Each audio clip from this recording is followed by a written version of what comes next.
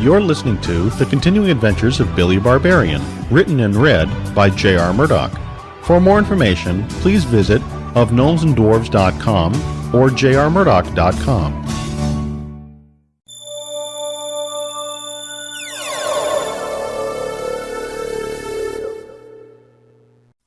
What was taking him so long? Celine just finished another song. Iman paced back and forth across the empty stadium box. He kicked an empty container across the floor. "Hurry up!" he shouted to the open air. As if in response to his shout, Iman saw Billy limp up the stairs and onto the stage and stand next to Phat. It was about time. But why was Phil up there? Celine's agent didn't need to be on stage. He preferred to stay behind the scenes. No! Phil had to know something was going on. Somehow that barbarian had gotten Phil suspicious. But how? Mind entry never gave any sign it had happened. Phat had never suspected his use in any of Iman's plans, nor Jack. So why would Billy and Phil think something was amiss? It didn't matter. Iman had precious little time to find out what or who was flying in the skies over the stadium, and to do that he needed Jack. Jack Indabocks had been used many times before, and had never suspected. The orb vibrated and started flashing. Iman picked it up. "Jack?" "This is Jack. What do you need me to do?" "Jack, I need you to go and free Phat, and then go to the Yateris. Contact me when you're there." Iman broke the connection before Jack could reply. There wasn't time for replies, only for action. He'd spent far too much time getting this prepared, and he wasn't going to let anyone mess it up. All the pieces were in play, and some had been compromised. He'd hoped to have time to meditate, but that wasn't going to happen. No matter. He'd be able to do that after all this was said and done. He strained to think who could be plotting against him. No one, after all, had ever asked him any questions. No one had even approached him with suspicion, so why would everything be falling apart now? Could someone else have a grand plan overlapping his own? Who could be smart enough for that? No one in the city was as smart as he. No one. In fact, the only reason he'd managed to reach his current status was because of his own brilliance. So it couldn't be another person planning and plotting against him or in parallel to him. It had to be that someone else was trying to do something much smaller and insignificant. He'd deal with that petty problem later. Yes, he would. The orb flashed and buzzed. Iman didn't pick it up. Instead, he sat and put his face into the control box. Jack wouldn't feel a thing. Iman's essence flowed through the box and into an ethereal realm that allowed him to flow without moving. He could see all the lines of everyone's being and easily identify Jack's presence. With a thought, he entered Jack's mind and brusquely pushed him aside and looked through the lackey's eyes. "Phat, we need to take off right away," Iman said with Jack's body as he pocketed the orb. "Huh?" "Go! We're in a hurry. I need to be up in the air now. Someone else is flying around the stadium, and we need to find out whom. They may be trying to kill Celine." Phat crossed his arms across his chest. "You caught me for trying to kill Celine. Why should I listen to you now? If you don't, I'll kill you." "That's hardly a threat coming from you." Iman grabbed Phat's head and squeezed. He cursed. The power Billy's body had far outweighed the pitiful excuse for strength Jack displayed. It didn't matter. Phat looked at Jack with fear, as if he was waiting for something to happen. "If you don't, I'll trap you inside your own body, forever cursed to look out and see the world, but never again to be able to move in it, or communicate with it. Now move." Yes, sir." Phat turned and nearly ran to Celine's dragon. This was better. Far better. When Phat slowed, Iman gave him a push to help him keep his speed. There could be no delay. The dragon's flight cabin was stunning with its gold inlay and miniature marble columns. The plush leather seats were the height of comfort, but Iman didn't have time for the glam and glitzer of the comfort. He instead got into the pilot's cube with Phat. "Take off! I need to be in the air now!" Phat worked the controls, and the dragon launched straight into the night sky. Once away from the city lights, the starry background gave the sky definition. Definition he needed to spot an unlit craft flying in the vicinity of the stadium. "Circle around and keep your eyes on the lookout for another craft up here. It'll be flying without lights, so watch the stars. If you see an unusual dark spot, that'll be what we're looking for." You mean like that moving dark shape there? Ateo pointed to a dark mass about a mile away, judging by the size. If it were an average dragon, it could very well be the one they were looking for. That must be it. Get me to the craft. Iman grabbed a handrail and ran across the wall of the cabin as Ateo banked sharply to set an intercept course of the rogue dragon. No one was supposed to be flying over the city without its lights. This person was breaking the law. Kill the lights. What? You heard me. That dragon has no lights, and if they see us coming, they'll be able to avoid us. Now turn off all the lights. Ateo did as he was bid. Never in all his life had Iman been questioned so many times, but it was all nearly over. He was so close. If he could stop this threat, he could easily execute his plan, and he'd have little to worry about for the rest of his life. Months he'd spent planning this. Far too many months. But he was so close. He couldn't let anyone mess up his plans. No one. As the offending dragon came into view, and its shape took on definition, Iman climbed through the front window of the dragon's flight cabin. "What are you doing? Where are you going?" asked Ateo, obviously alarmed by Iman's exit. "Just get me close to that dragon. Once I'm off, I care not what you do. Just leave. Go far away and never come back to Sethopolis. Do you understand?" Ateo nodded dumbly, the fear in his eyes speaking for him. Iman turned and led himself to the side of the cabin and prepared to leap from one dragon to another. In his own body, he'd never attempt such an idiotic stunt, but this wasn't his body. If Jack fell, Iman could easily just pull back from his box, and Jack would return to his mind and watch the fall. The dark dragon loomed closer. Iman could feel his stomach flutter with anticipation. He had to quell that reaction. He had no time for excitement. He had a job to do. He steeled his nerves and clenched his teeth. The wing of Celine's dragon crossed over the rogue dragon. Iman sprinted along the meaty part of the dragon's wing, being sure not to step on the thin membrane, and dove off. The feeling of falling lasted for only 2 seconds. He'd counted, but felt interminably long. He hit the top of the cabin and felt Jack's shoulder dislocate and his leg break. It didn't matter. Once he'd finished with Jack, he'd do the man a favor and jump off the dragon and be done with him now. Celine's dragon banked away from the stadium and flew south. Good job, Ateo. Why hadn't I recruited you? It was a struggle to get to the edge of the cabin and swing himself down to the pilot's cabin. The pilot started as Jack appeared and reached for something. "Don't move," Iman yelled. He crawled through the front window. "Be quiet, and I won't have to kill you. You may even get out of this counter alive." The pilot nodded. "There's a good man." Iman opened the door to the rear cabin. It looked too much like a cozy cabin you'd find in the woods. Not the cabin of... Seth? Seth smiled. "Iman, I was expecting you."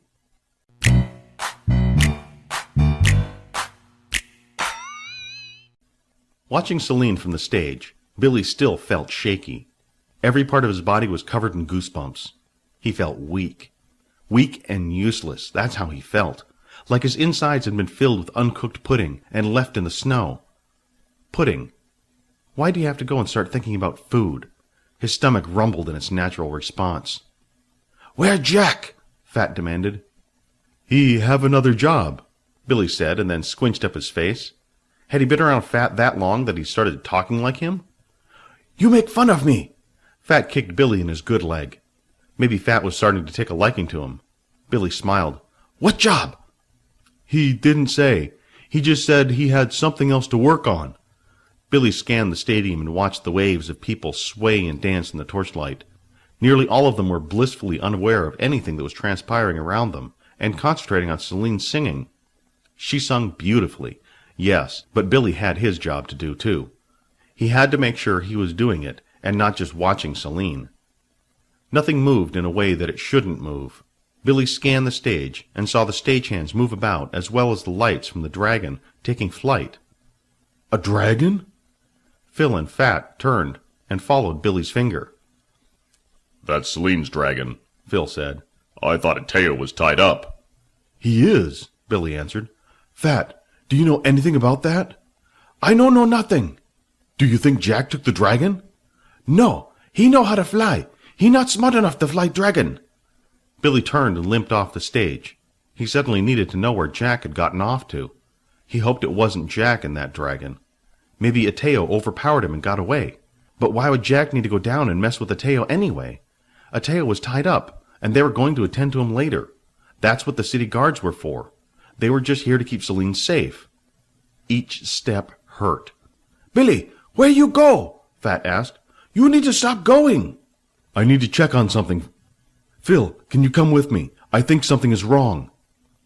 Why don't you let Phat check it out? You're in no shape to go strolling around, let alone looking for someone. "Phil, please, I need to do this." Phil sighed. It sounded like a lion growling. Billy shivered, but he wasn't sure if it was how he felt or the sound Phil made. They made their way down the stairs of the stage and finally down to Celine's dressing room. Billy knew he should have told Phat to keep an eye on Celine's dragon. He pulled the orb from his pocket without thinking of Iman's warning. Somehow, all of Iman's words carried no weight. He thought of Phat. "This Phat!"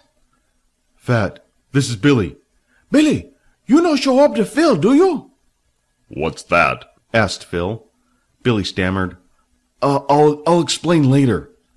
He wanted to explain it later, but Phil's beady little pinpoints of eyes widened. He suddenly took an intense interest in what Billy held in his hands, and Phat's voice emanated from. "Phat, keep an eye on Celine's dragon. Let me know." "It gone." "It's what?" "It just disappear. I no see no more." "Try to watch and see if you can see shadows moving through the stars. I think it's still there." "I try." "I'll be back in a minute." Billy pocketed the orb. I think you've got some explaining to do. Billy, what was that? Billy looked up at Phil. He didn't like that Phil hadn't finished coming down the stairs so they could be more eye to eye. They were so close to the room. He just had to see if Jack or Ateo were there. He had a sneaking suspicion that neither were there. He ducked back and looked into the dressing room. The room lay, just as they'd left it, splattered with gore and blood. Billy, what was that orb you were talking with Phat on? Billy turned around and looked at Phil and sighed. It's something that Iman gave us to keep in contact. Iman is the one in charge of Celine's security? The Iman? The same. That makes sense. But where'd he get those? Can I see it? Billy didn't see any harm, and handed it to Phil. Phil rolled it around in his hands and looked intently at its surface. How's it work? Magic, Billy said with a shrug. I already told you, I don't believe in magic. I don't either, but it's easier than looking for a deeper explanation. Come again? I said it's easier. Coming from you, Billy, that doesn't make any sense. You've asked more questions in the short time that I've known you than people I've known my entire life. Are you telling me you didn't ask how this works? Somehow, when Iman explained it, it just made sense. Phil handed the orb back to Billy. I may ask to look at that again later. I hope you don't mind. No. So, it looks like Jack and Ateo are gone. Do you have any idea where they'd up and leave like that? I don't. I'm guessing Iman gave him something to... Billy froze. What is it? Phil asked. Seth. Seth? Seth who? There's another dragon flying around the stadium. Seth is in it, and he's looking for Iman to keep an eye on him. Billy fished the orb out of his pocket again. He concentrated on Phat once again. This Phat! Phat, it's Billy. Where's Iman? You call him. He answer. No, I can't call him. He, didn't answer. I no. I don't think you need see him. This is an emergency. I call. No, I mean, don't bother him. I really need to go up and see him, in person. Phil whispered to Billy. What's this about? Billy held up his hand to keep Phil from saying anything else. He in stadium box, 12B. But he no like it you bother him. Thanks, Phat. And, Phat, I think you should get off the stage. Just in case. What? Billy put the orb in his pocket and looked back to Phil, desperation in his eyes. Phil, I'll never make it to Iman in time, and I've got to get back to Celine. I need you to do a huge favor for me. Billy, you name it. You've saved Celine's life twice tonight, almost single-handedly. It's about time I did something more to help you. What can I do? Billy pulled the tiny hand from his pouch and held it out for Phil to take. Seth gave me this.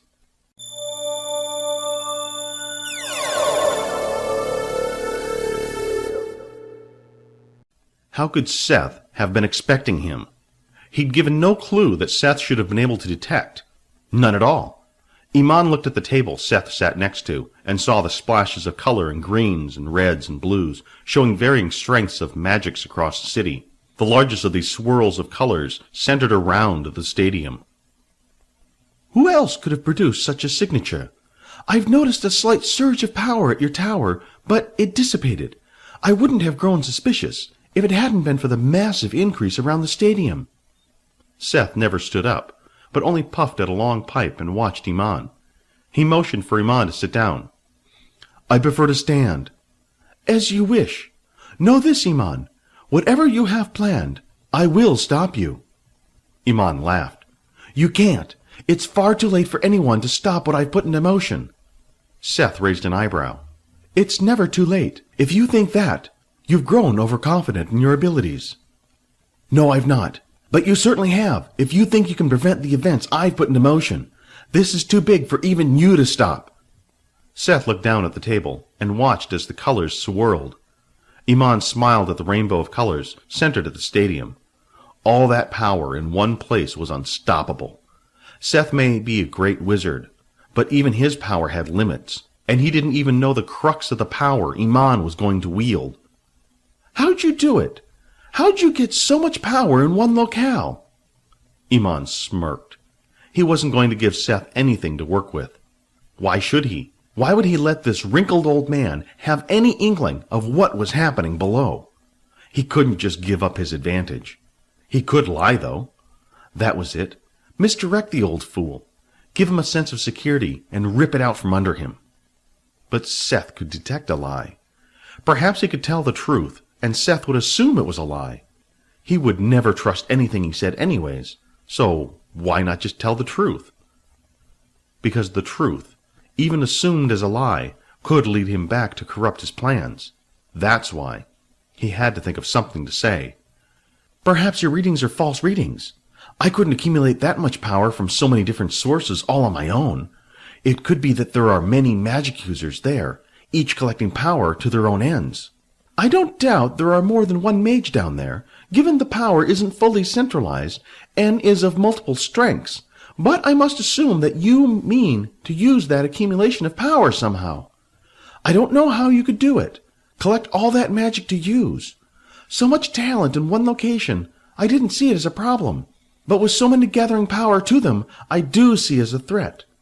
What are you really up to? Why should I tell you anything? It's because of you that all those black-robed men walk the streets and try to recruit others. You've started up some strange cult, and although they've done nothing to harm anyone, doesn't mean I trust them. Not one little bit.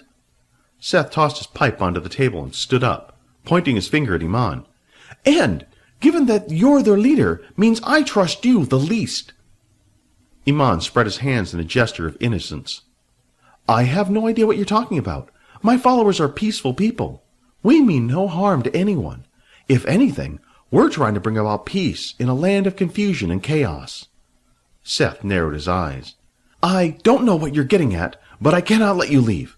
Pilot, lock the doors! Iman turned to leave through the pilot's cabin, but it slammed closed. He didn't waste any time checking it. It would be locked. He had to get out. He had to get out now. Even though he was in Jack's body, he couldn't leave Jack on board the dragon in Seth's control. Jack didn't know much, but anything he could tell Seth could prove detrimental. He couldn't have that. Seth pulled out a staff from behind the chair. The old man moved far too slowly. The first pass of the staff passed easily over Iman's head. You'll have to do better than that to stop me from getting out of here. Seth passed the staff again over Iman's head. He felt a tightening in his limbs, as if he'd been bound. He fought off the feeling and moved toward the back of the cabin. He couldn't gather power into Jack's body to use, and suddenly felt defenseless. At any moment, he could just pop out of Jack's head, but he wasn't about to leave even a pawn in Seth's control. He hated to do it, but he'd have to sacrifice Jack Indabocks. The window at the rear of the cabin sat open. Iman rushed toward it. As he neared the window, he leapt into the air. As soon as he felt the fresh air on his face and saw the rear of the dragon come into view, he pulled out of Jack's head. Iman sat up and looked at the box on his lap. Such a horrible way for Jack to go, plunging to his death. The dragon had been high over the city, and the fall would most certainly be a fatal one, but there was nothing to do about that now. Celine stood in the middle of the stage with her hands over her head as she finished yet another song. How close was she to the end? When should he make his move?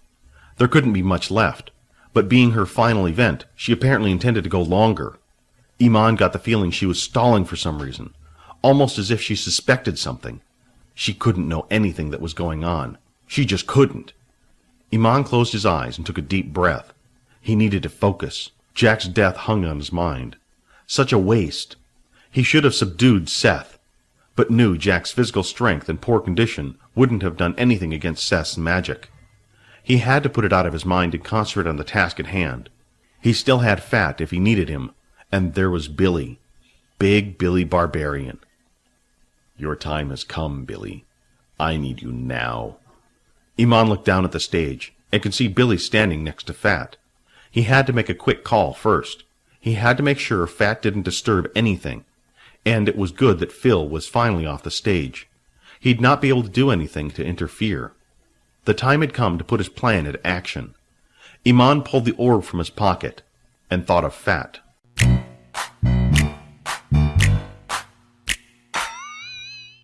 So I just need to get this and put it on Iman. That's what Seth told me. Billy gave the hand to Phil.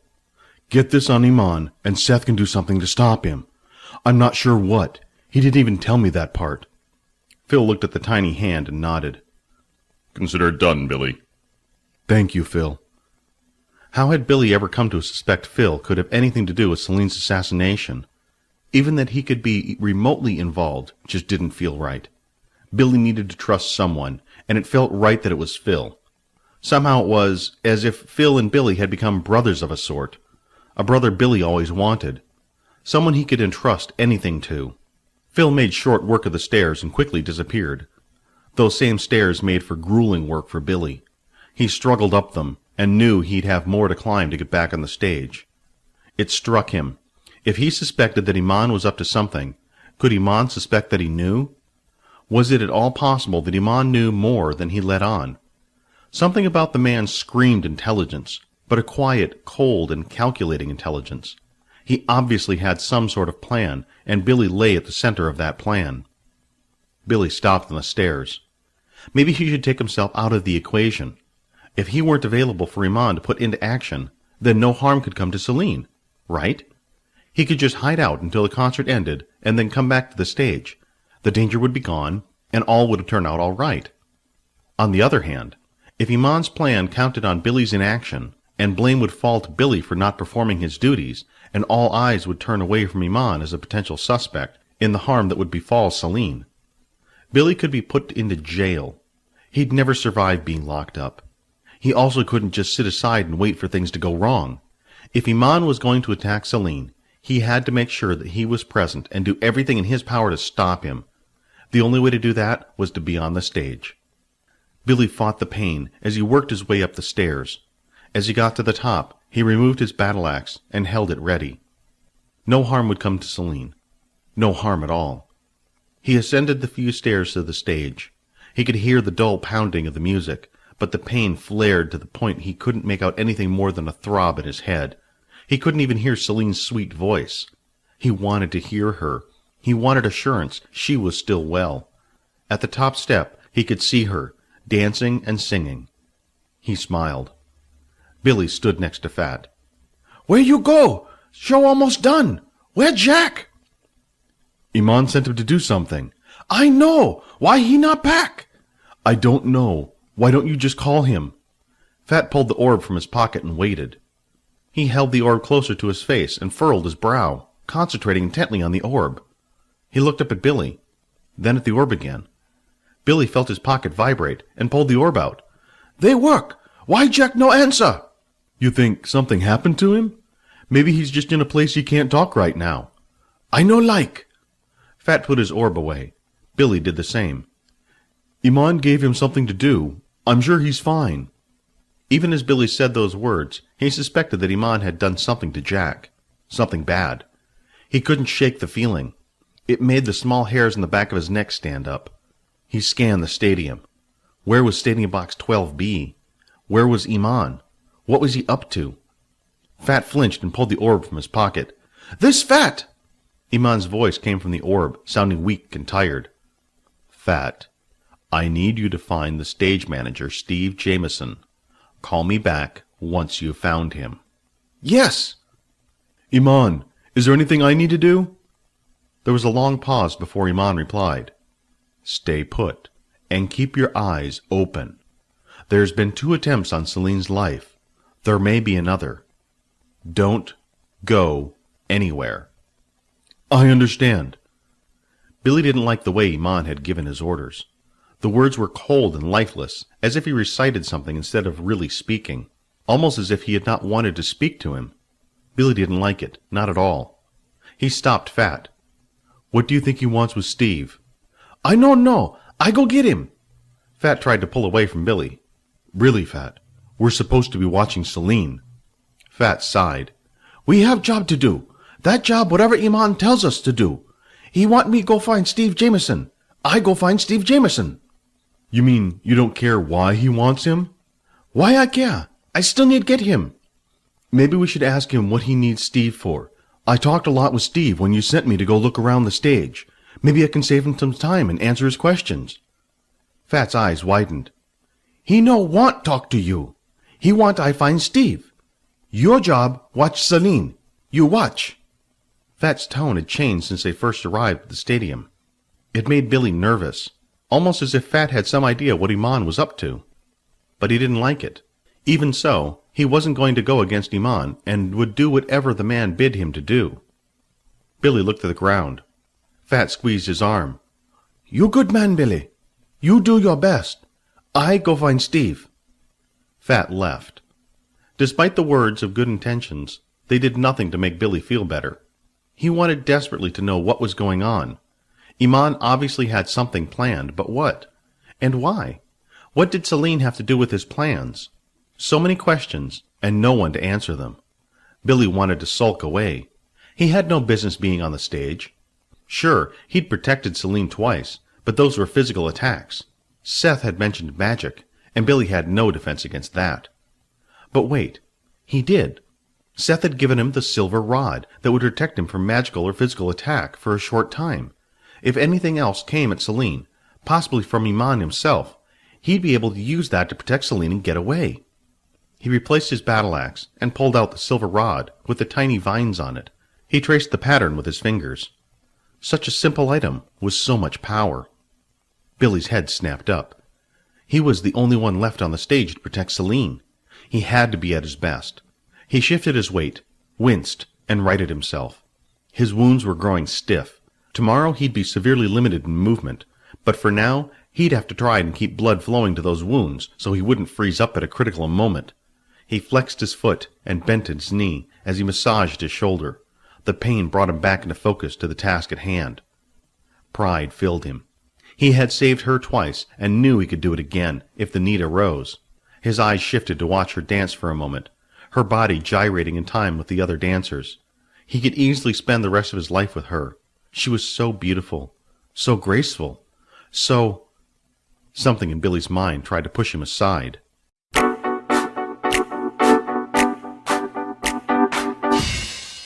Thank you for taking the time to listen to The Continuing Adventures of Billy Barbarian. For more information on this book and its author, please visit ofgnomesandDwarves.com or jrmurdoch.com. And again, thank you for listening.